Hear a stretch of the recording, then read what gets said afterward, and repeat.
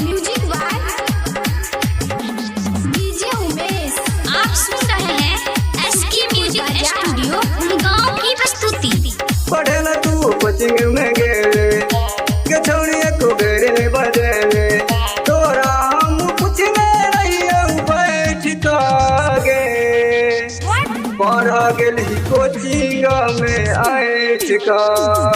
पढ़े न तू कोचिंग में गेले के छौड़िए को गेरे ने बजेले पढ़े न तू कोचिंग में गेले के छौड़िए को गेरे ने बजेले।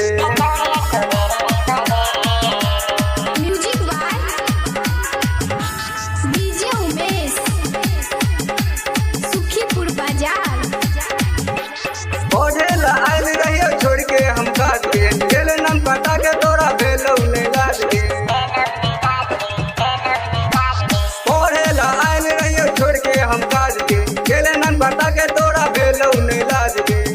मैरी जय बफासाई लटाई की कागे पढ़ गेली कोचिंग में आइठ का।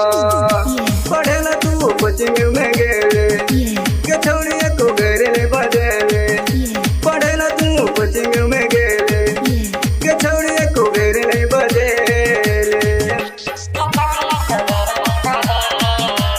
Music by DJ Umesh Sukhipur बाजार।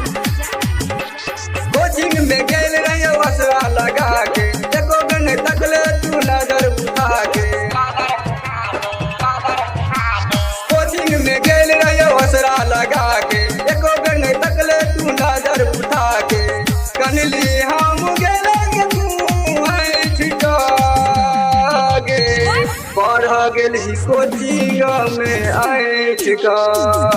पढ़े न तू कोचिंग में गेले के छौड़िए को गेरे ने बजेले पढ़े न तू कोचिंग में गेले के छौड़िए को गेरे ने बजेले।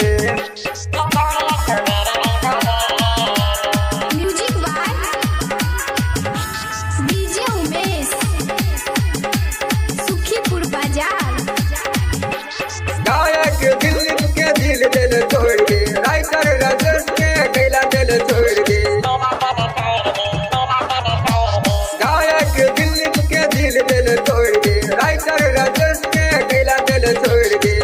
मर जाता काशी फसरी लगे की कागे पढ़ गेली कोचिंग में आइठ का।